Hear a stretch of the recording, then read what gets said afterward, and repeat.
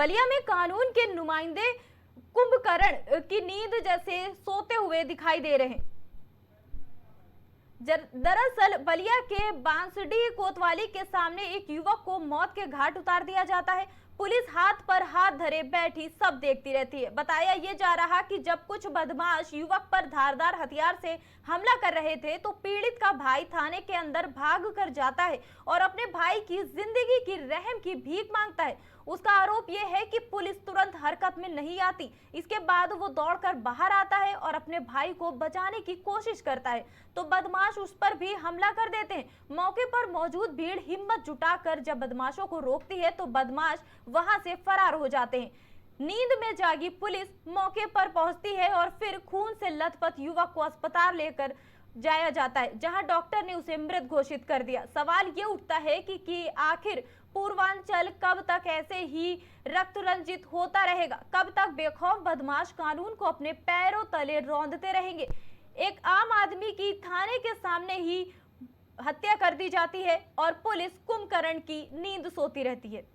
प्रशासन यही पे थी, सारी प्रशासन थी। भैया वहाँ पर दाव टांगी से मार रहे मेरे भैया को, ये प्रशासन नहीं गए तो आए थे एक बार और हथियार लेकर यहाँ पे चरमोहानी पर।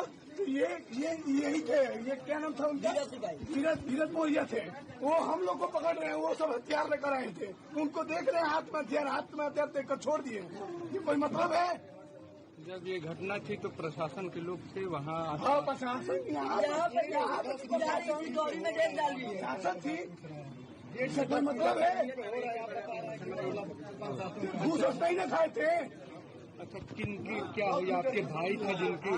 भाई थे, कलेजा का टुकड़ा थे, मेरे प्रिय भाई थे। वो उनसे कोई रंजिश वगैरह कुछ विवाद वाले से था का आपका? वो किसी दिन से वो चाहता था। दो पक्ष के बच्चों ने आपस में झगड़ा किया था।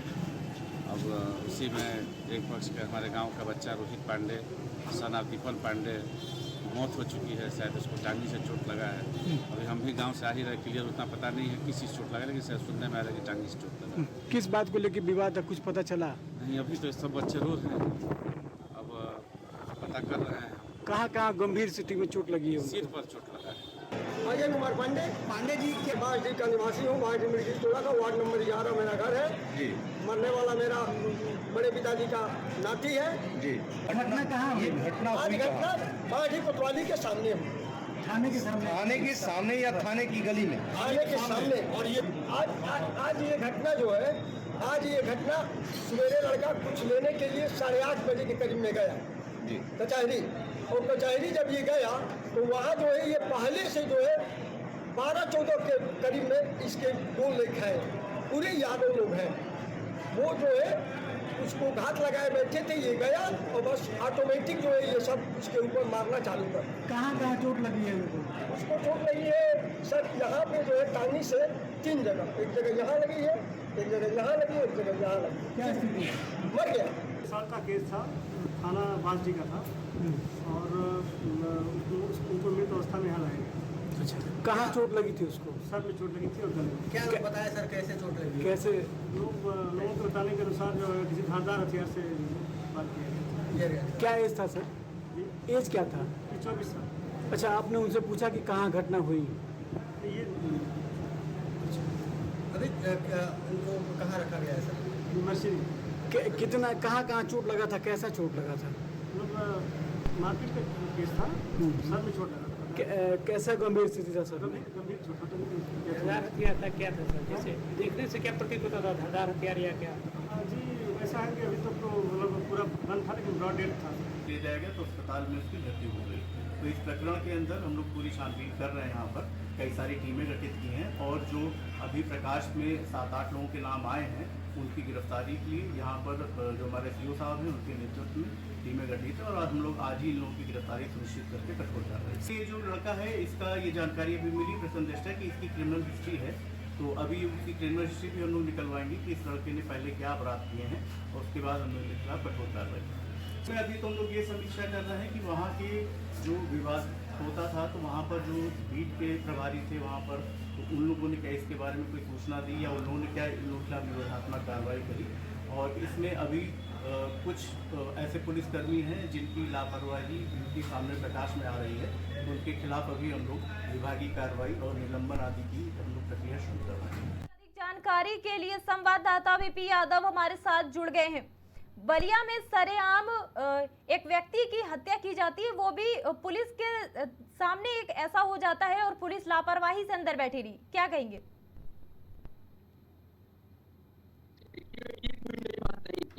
हमरे हत्या और पुलिस से पिस्तौल छीन लेना, लेकिन बलिया में जिस तरह की घटना को अंजाम दिया गया, ये कहीं न कहीं योगी बाबा के उस बुलडोजर नीति को एक तरह से खुला चैलेंज है, जिसको देखा जाए कि उनके ठीक पुलिस के सामने इस तरह की हत्या को अंजाम दिया जाता है। एक व्यक्ति को दौड़ा करके चाकुओं और धारदार हथियारों से गोद करके मार दिया जाता है, और वही पुलिस के सामने, ठीक कोतवाली के सामने ये घटना होती है, दिन दहाड़े होती है। कुछ लोग रोहित पांडे को दौड़ा करके चाकू मारते हैं, फरसा लिए रहते हैं, धारदार हथियार लिए रहते हैं, पोइता लिए रहते हैं। कारण क्या था? यहाँ पर हम आपको रोकते पूछना चाहेंगे, यहाँ पे कारण क्या था इस तरह से सरेआम दिन में उनकी दौड़ा कर जिस तरह से हत्या की गई? क्या वो बदमाश जानकारी में थे? क्या बड़ी वजह रही? जी बिल्कुल, और देखिए इसके कारण के पीछे अगर जाए तो घटना 1 साल पहले की है। ये दोनों युवक, मारने वाला भी रोहित था, जिसकी हत्या हुई है वो भी रोहित है, दोनों रोहित है, और रोहित में दुश्मनी थी। 1 साल पहले दोनों के बीच विवाद हुआ था, इसी कोतवाली में मुकदमा दर्ज हुआ था, दोनों के पर मुकदमे चले थे, और इसी पुलिस ने दोनों के बीच सुलह समझौता जो भी हो सकता था कराया था, लेकिन पुलिस सीखी नहीं और दोनों के बीच वर्चस्व की लड़ाई लगातार बढ़ती रही। पिछले 1 साल पहले जब घटना हुई थी दोनों के बीच, तो उस समय में मीडिया की सुर्खियों में वो घटना थी, दोनों के बीच मारपीट और आपसी विवाद का। और फिर 1 साल बाद वही उसी वर्चस्व की लड़ाई में एक व्यक्ति ने दूसरे व्यक्ति को घात लगा करके सारे बाजार, ये कहीं न कहीं वर्चस्व की ही लड़ाई है। मारने वाले बीच बाजार में जब मारते हैं तो जाहिर सी बात है कि वो अपना वर्चस्व दिखाना चाहते हैं, और वो भी पुलिस के सामने। वहां पर चश्मदीदों की अगर मानी जाए तो इस पूरी घटना के वक्त एक पुलिसकर्मी, उत्तर प्रदेश पुलिस का एक जवान वहां चौराहे पर था, वो देख रहा था कि क्या घटना हो रही है, और वो धीरे से वहां से सरक लेता है, अपनी आंखें मोड़ लेता है। ये भी एक पुलिस के इकबाल पर सवालिया निशान है, जिस तरह की घटना बलिया के बाद कोतवाली के ठीक सामने हो जाती है। जी, शर्मनाक घटना है कि पुलिस के होते हुए वहां पर, जिस तरह आपने बताया कि पुलिसकर्मी मौजूद था और उसने अनदेखा कर दिया इस घटना को। अब इस घटना पर क्या कुछ आगे कार्रवाई हो रही, क्या संज्ञान में लिया गया? जी, अभी कुछ देर पहले ही हमारी सीओ से बात हुई थी, उन्होंने कहा था कि पुलिस टीमें इस पर लगातार काम कर रही हैं, पुलिस की टीमें दबिश दे रही हैं, अभी तक किसी भी अपराधी को पकड़ा नहीं जा सका है। आपको ये भी बता दें कि अभी तक तो किसी अपराधी को नहीं पकड़ा जा सका है। जब ये घटना हो रही थी, जब रोहित को बदमाश मार रहे थे, तो उसका एक दोस्त था शुभम तिवारी, वो दौड़ करके जाता है कोतवाली में जा करके पुलिस से गुहार लगाता है कि मेरे दोस्त को हथियारों से लैस बदमाश मार रहे हैं, उसे जान से मार देंगे, आप लोग बचा लीजिए। लेकिन पुलिस वाले लगातार उसकी बात सुनते रहे, और लगभग 5 से 10 मिनट बाद बाहर निकलते हैं, और तब तक ये घटना हो चुकी रहती है। जी, यहाँ पे कह सकते हैं कि पुलिस अगर लापरवाही ना करती तो शायद उस युवक को बचाया जा सकता था।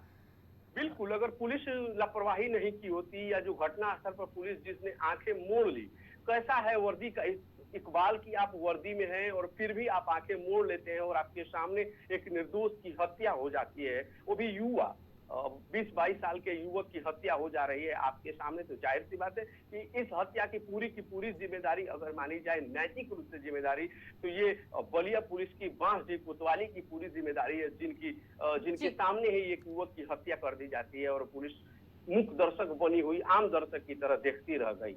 जी, बीपी यादव जी, धन्यवाद आपका इस खबर पर जुड़ने के लिए हमारे साथ।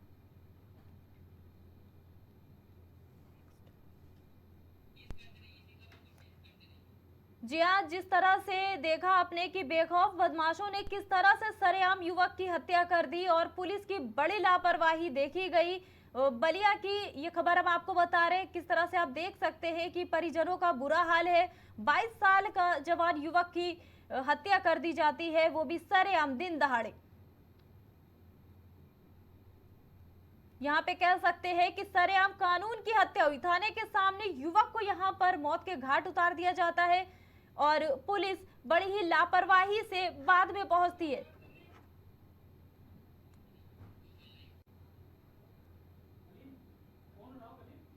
जी हाँ, यहाँ पर देख सकते हैं कि थाने के सामने युवक को यहाँ पर मौत के घाट उतारा है। बलिया पुलिस की सरासर यहाँ पे लापरवाही देखी गई है। अब देखना ये होगा कि क्या कुछ एक्शन लिया जाता है उन बदमाशों के खिलाफ जो सरेआम जिन्होंने इस हत्या को अंजाम दिया, और पुलिस के खिलाफ वहां की क्या कुछ कार्रवाई आगे होती है।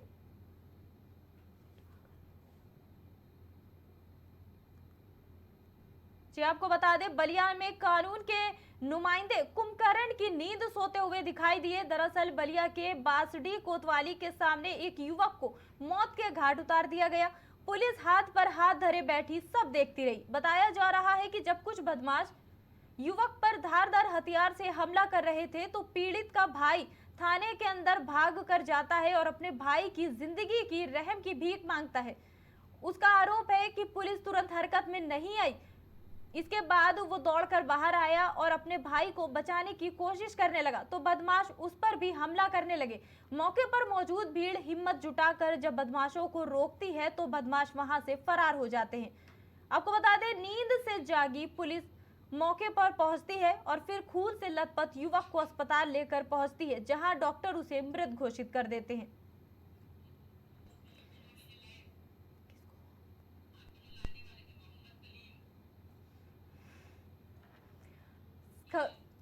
इस बड़ी खबर पर जुड़ने के लिए मोहम्मद कलीम संवाददाता हमारे साथ जुड़ गए हैं।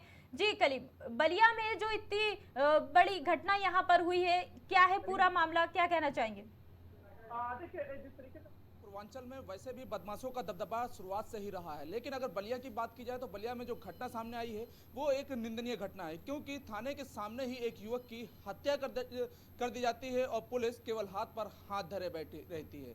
क्योंकि जिस तरीके से एक भाई की हत्या हो रही होती है, दूसरा भाई पुलिस थाने पहुंचता है और थाने में लगातार गुहार लगा रहा होता है, लेकिन पुलिस की नींद नहीं खुलती और एकाएक वो अपने भाई को बचाने के लिए जब वापस दौड़ता है तो उस पर भी हमला किया जाता है। लेकिन जिस तरह से धारदार हथियार से उसके भाई पर हमला किया गया, उसकी मौके पर ही मौत हो गई। फिलहाल जब ये पूरी घटना हो गई, भीड़ जब एक साथ एकजुट होने लगी, तब पुलिस हरकत में आई और एकाएक घायल अवस्था में उसको अस्पताल ले जाया गया, जहां पर डॉक्टरों ने उसे मृत घोषित कर दिया। फिलहाल इस लापरवाही यहाँ पे पूछेंगे हम आपसे, बलिया पुलिस की यहाँ पर बड़ी लापरवाही देखने को मिली। इस तरह से कानून की धज्जियां उड़ रही है, क्या कुछ ये वहाँ की पुलिस के खिलाफ अभी तक कोई कदम या कोई एक्शन लिया गया?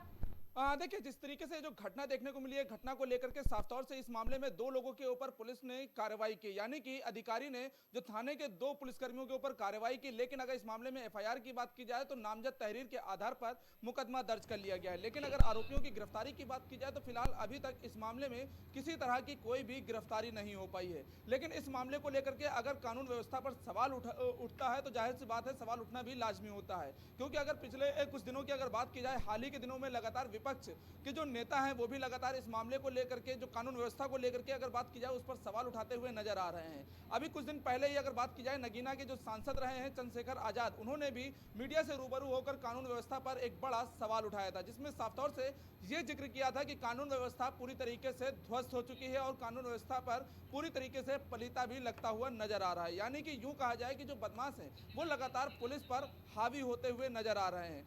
क्योंकि अगर बात की जाए गोंडा की, अगर गोंडा में भी एक सपा नेता की हत्या की गई थी घर के अंदर घुस करके, उसमें भी पुलिस ने नामजद जो एफआईआर की बात की जाए वो किया था। भाजपा पार्षद की अगर बात की जाए, उन पर भी मुकदमा दर्ज हुआ था। लेकिन अगर गिरफ्तारी की बात की जाए तो गिरफ्तारी अभी इस मामले में भी शून्य नजर आई है। इन सभी मामलों को लेकर के साफ तौर से कानून व्यवस्था पर जो सवाल उठे हैं, उन सवालों पर उठता हुआ जो अभी आधिकारिक बयान की बात की जाए वो अभी बयान भी सामने नहीं आया। लेकिन हाँ, ये जरूर कहा गया है कि इस मामले में जो लापरवाह पुलिसकर्मी थे, यानी कि अगर बात की जाए जो 2 पुलिसकर्मियों के ऊपर कार्रवाई की गई है, क्या उस वक्त थाने में 2 ही पुलिसकर्मी थे जिनके ऊपर कार्रवाई हुई है? थाना अध्यक्ष की अगर बात की जाए तो उस वक्त थाना अध्यक्ष कहां थे? जब भीड़ एकजुट इकट्ठा हुई वहां पर, तब थाना अध्यक्ष मौके पर पहुंचे और शव को पोस्टमार्टम के लिए भेजा। फिलहाल इन सभी मामलों को लेकर के जो सवाल उठा है, उन सवालों का जवाब आखिरकार जो अधिकारी हैं वो कब तक देंगे और कानून व्यवस्था की जो लचर व्यवस्था है उसको दुरुस्त करने के लिए जो सरकार दावे कर रही है वो दावे भी कब तक पुख्ता होंगे? जी कलीम जी, धन्यवाद सभी अपडेट्स के लिए। सुनो, टीपी नहीं चल रहा, टीपी